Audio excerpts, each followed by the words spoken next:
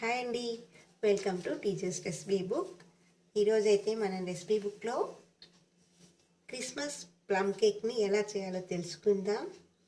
పర్ఫెక్ట్గా బేకరీ స్టైల్లో ఈ కేక్ని ఎలా చేయాలో ఇప్పుడు తెలుసుకుందాం. ముందుగా ఒక బౌల్ తీసుకొని అందులో సన్నగా తరుక్కున్నటువంటి డేట్స్,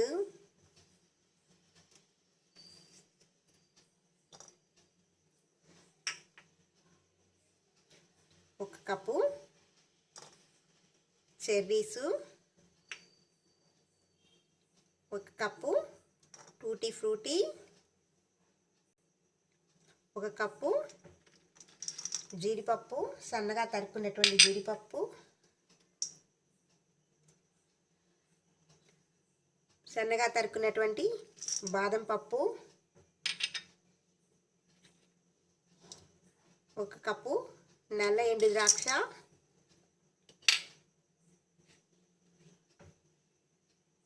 ఒక కప్పు కిస్మిస్, ఒక కప్పు పిస్తా పప్పు,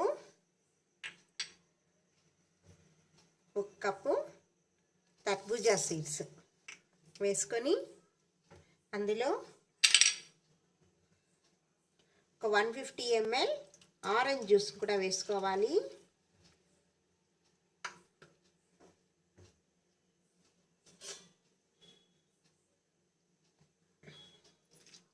వీటన్నిటిని ఒకసారి బాగా మిక్స్ చేసుకొని వీటిని ఓవర్ నైట్ ఊరనివ్వాలి. ఒక 10 నుంచి 12 యాలకులు, దాదాపుగా ఒక 25 లవంగాలు, 25 నుంచి 30 దాకా ఉంటాయి. ఒక జాదికాయ, శొంఠి, కొద్దిగా పట్ట, వీటన్నిటిని ఇప్పుడు పొడి చేసుకుందాం.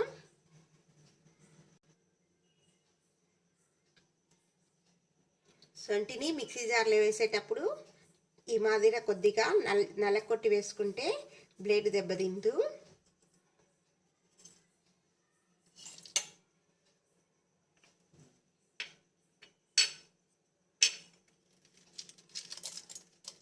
యాలకులు,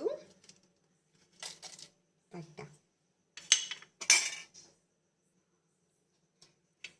ఈ జాదికాయను కూడా కొంచెం చిన్న చిన్న ముక్కలుగా చేసుకుందాం.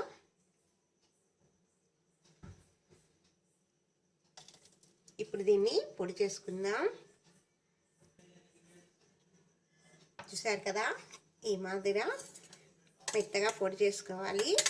ఇప్పుడు దీన్ని జల్లించుకున్నామంటే ఫైన్ పౌడర్ రెడీ అవుతుంది.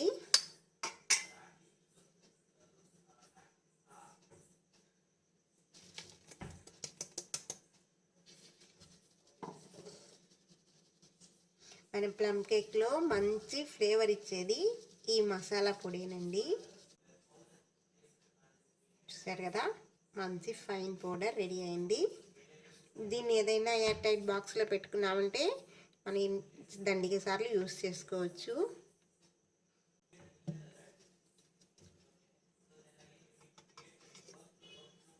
దాదాపు 12 గంటల సేపు ఊరిన ఈ ఫ్రూట్స్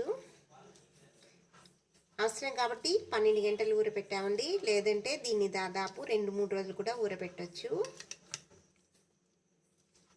ఇలా జ్యూసీగా రెడీ అవుతుంది.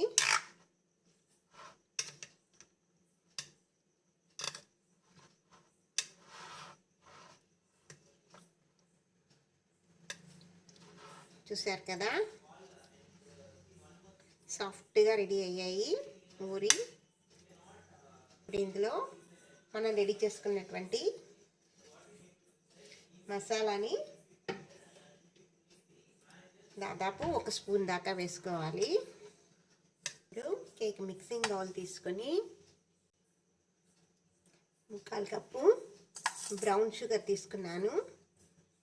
మీకు బ్రౌన్ షుగర్ అవైలబిలిటీలో లేకపోతే షుగర్ని క్యారమెలైజ్ చేసుకొని దాన్ని 1/4 కప్పు వేసుకోండి. 1/4 కప్ ఆయిల్. ఇప్పుడు ఈ రెండింటిని బాగా మిక్స్ చేసుకుందాం. ఇప్పుడు ఇందులో 1 టీ స్పూన్ బటర్, దీన్ని కూడా వేసి బాగా మిక్స్ చేసుకుందాం.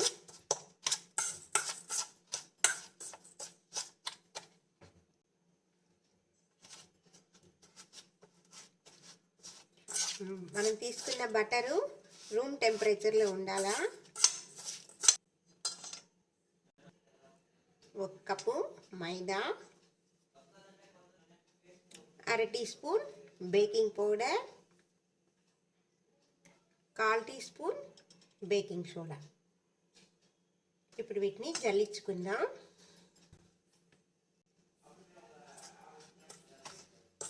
వీటన్నిటిని ఒకసారి మిక్స్ చేసుకొని ఇప్పుడు ఇందులో ఒక పించ్ సాల్ట్ కూడా వేసుకుందాం.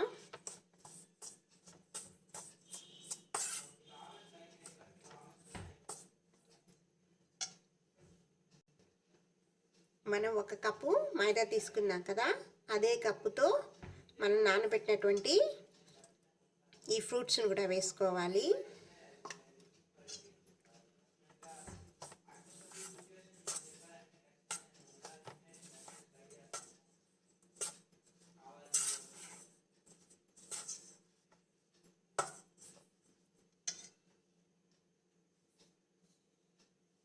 నేను ఇక్కడ కలర్ కోసం 1 టేబుల్ స్పూన్ దాకా కోకో పౌడర్ వేసాను.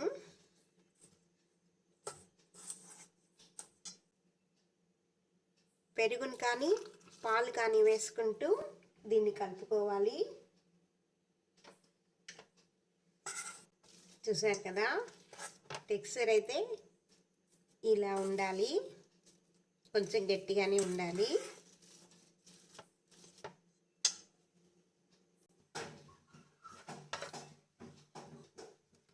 కేక్ ప్యాన్ తీసుకొని అందులో గీ కానీ బటర్ కానీ బాగా అప్లై చేసుకోవాలి.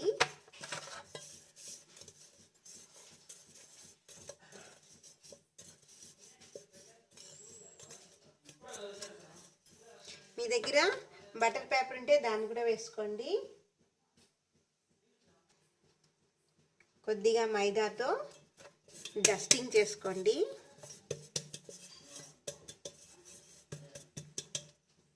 సరే కదా, ఈ మాదిరిగా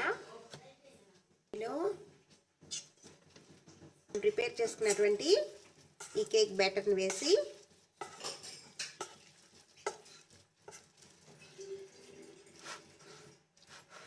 ఈ మాదిరిగా స్ప్రెడ్ చేసుకోవాలి.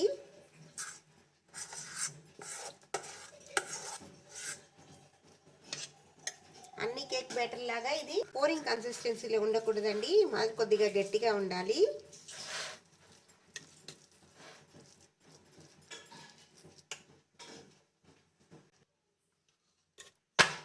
ఒకసారి ఇలా ట్యాప్ చేసుకొని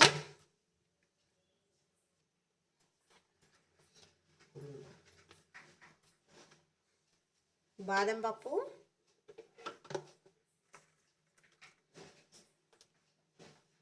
పిస్తా పప్పు,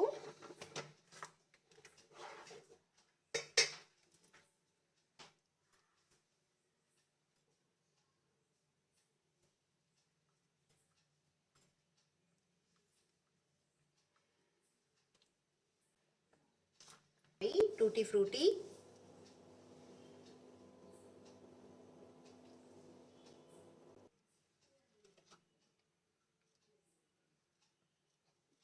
ఇలా చెర్రీస్తో గార్నిష్ చేసుకోవాలి.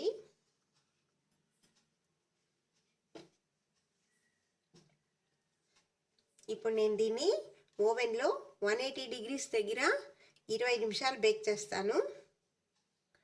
ముందుగా దాన్ని 10 నిమిషాల సేపు ప్రీహీట్ చేసుకోవాలి.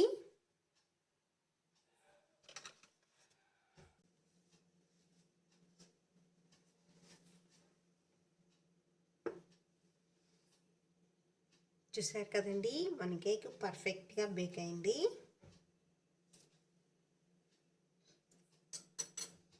ఇప్పుడు ఈ కేక్ని డీమోల్డ్ చేద్దాం.